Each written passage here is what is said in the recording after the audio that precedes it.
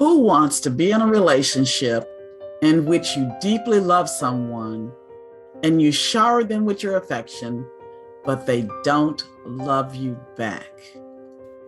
We're exploring the ancient book of Deuteronomy to obtain guidelines to help us in our daily living. In this series of lessons, we examine what it means to love the true and living God.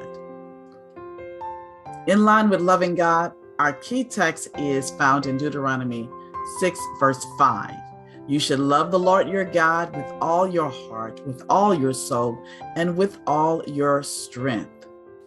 The title of this lesson is He First Loved Us. What a love story. As we have seen already in the previous lesson, God commands his people to obey him. He gives them many warnings and commands to follow. What is the first and most important command that God gives his people? They must love God with all their heart, soul, and might. And of course, God gives his people many good reasons to love him. Here are some reasons found in Deuteronomy for them to love him. He loved their ancestors and freed them from slavery. Deuteronomy 4:37.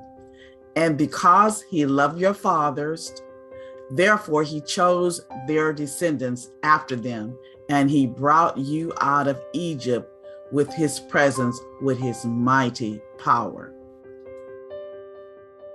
Because he loved their ancestors, he promised to take care of them, provide for them, protect them, and love them just as he had loved their ancestors. Deuteronomy 7, 8, and 13. The Lord did not set his love on you, nor choose you because you were more in number than any other people, for you were the least of all people. But because the Lord loves you, and because he would keep the oath which he swore to your fathers, the Lord has brought you out with a mighty hand and redeemed you from the house of bondage, from the hand of Pharaoh, king of Egypt. And he will love you and bless you and multiply you.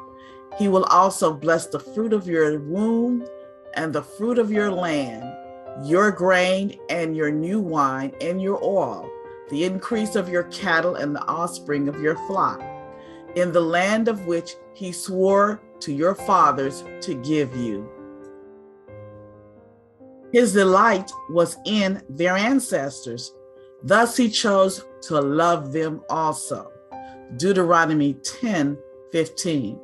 The Lord delighted only in your fathers to love them, and he chose their descendants after them, you above all people as it is this day. He promised to love and protect them. He would turn curses into blessings. Deuteronomy 23, verse 5. Nevertheless, the Lord your God would not listen to Balaam, but the Lord your God turned the curse into a blessing for you, because the Lord your God loves you. He just purely loves his people. Deuteronomy 33:3. Yes, he loves the people. All his saints are in your hand. They sit down at your feet. Everyone receives your words. Again and again in Deuteronomy, Moses tells the people about the love God has for them and the love he had for their ancestors. God is no different today. He shows his love for his people by his kind words. God also shows his love by his actions. So even when the Israelites failed, made mistakes, or even sinned, the love of God did not change. God continues to love his people today. God shows his people that he loves them by everything he does for them. So why do we love him? We love him because he loves us. God loves us so much. He loved us before he made us. Not only that, but God also made a plan to save us before he even made our world. In Ephesians 1:4, Paul explains, God chose us in him before the foundation of the world, that we should be holy and without blame before him in love. I like how the book of Desire of Ages, page 22, describes this plan. It says, the plan of our redemption was not an afterthought. That's what I like, the afterthought. A plan formulated after the fall of Adam. It was a revelation of the mystery which had been kept in silence through time eternal.